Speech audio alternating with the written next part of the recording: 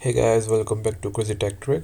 If you have lost your Windows laptop, don't worry. In this video, I will show you how to use Find My Device to track, lock, and secure your lost or stolen laptop. So let's get started. Go to search bar and type settings. As you can see here on the top, click on it. Then move to the left and go to privacy security. As you can see here, tap on it. And now in the second list, you can find my device. Click on it.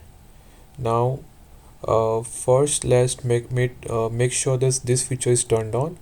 After this feature you can able to find your lost laptop. It's very necessary. And now go to Chrome. uh, then you have to search Microsoft Find My Device.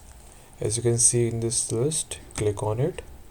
Now you have to tap on the first query here, find and lock a lost Windows device. Click on this.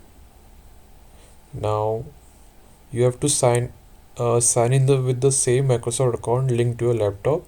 Scroll down a bit. You will find a web page here. As you can see here, a URL. You have to click on it.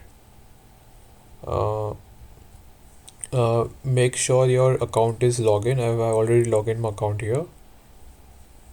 It's loading. And select the device and click Find My Device.